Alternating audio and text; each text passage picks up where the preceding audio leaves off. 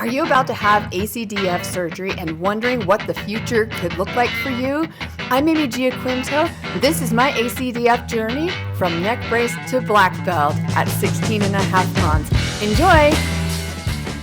For those of you who are new to my channel, I had emergency ACDF surgery back 16 and a half months ago on 2 levels. So I'm now fused from C5 to C7. I also have fibromyalgia, undifferentiated connective tissue disease, scoliosis, and hypermobility. So yeah, I'm kind of a mess. But guess what today is? Today is my black belt test, and I am not gonna let anything stop me from getting that. This is my morning breakfast, my pre-belt testing breakfast. I have oatmeal just made with water and a banana. I do a half cup of oats and 1 cup of water.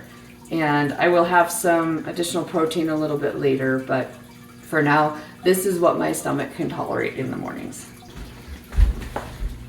Yeah, that happens too. Did you hear that pop? That was my hip. For me, this black belt test is less about actually earning the black belt and more about rebuilding trust in my body, rebuilding confidence, and acknowledging all of the hard work that I have put in the last 16 and a half months to recover from this. I also just want to show everybody that despite everything that happens with your body, you still can be successful. You can rebuild yourself. Every time something happens, you can rebuild and you can go and pursue some of your dreams. This for me has been a dream since I was 9 years old. So it's been a long time.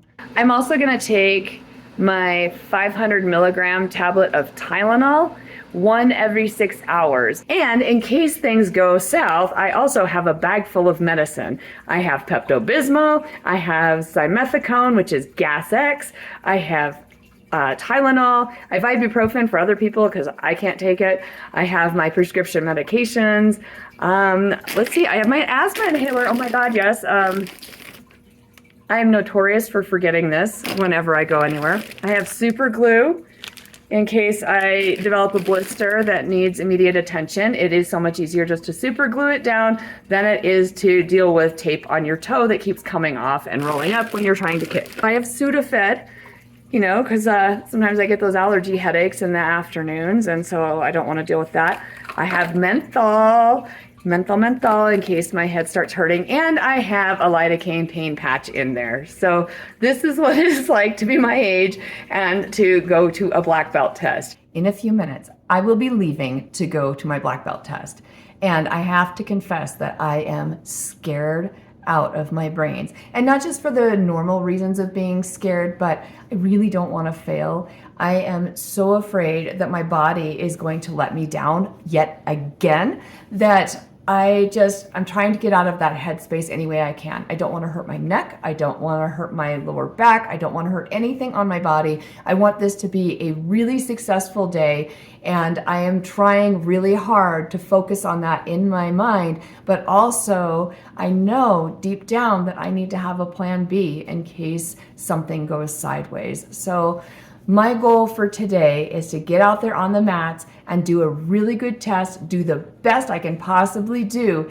and not get hurt and not have weird muscle spasms. So fingers crossed, wish me luck. I made it through a 9-hour black belt test and I did not get hurt. I didn't have to take the pred pack that I had my doctor prescribe just in case my lower back tweaked out. Towards the end of the day, my lumbar spine was feeling a little iffy and I had some little aches and pains here and there, but I was modifying my activities as necessary, and I'm so happy I made it through without getting hurt, and that was the goal. And so my goal from here on out is to continue training in martial arts and head towards that 2nd degree black belt. If this video has inspired you, please drop me a comment below and feel free to share it. I just want to let everybody know that if you work hard enough, you can overcome so much. You can get through this and you can get your body strong again, because if I can do it, I know you can do it. I'm Amy Giaquinto. I am Mama Fix It.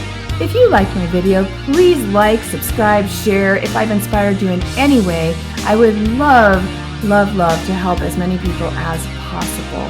Also, please share your stories of recovery and the things that you have been able to achieve since your ACDF surgery. Thank you so much. If you haven't already subscribed, please punch, kick, poke that little subscribe button. I really appreciate it. That really helps the algorithm share my videos with other people. Until next time, thank you so much for watching. Bye! I wanted to take a minute here to acknowledge everyone who helped me get through this journey, especially my loving husband, my kids, my mom and dad, and then all of our family and friends and neighbors and all of the different providers that I saw for different things that fell apart after my surgery. I would not be here without each of you. Thank you so much. I also want to say that yes, I am still struggling with a bunch of stuff after ACDF surgery. Will it ever get better? I don't know. Will I ever wake up pain-free because of my undifferentiated connective tissue disease and fibromyalgia, scoliosis, blah, blah, blah? Probably not. But you know what? Staying active, that's what I've got. And I'm going to stay active and happy for as long as I can. And I hope this inspires you to do the same.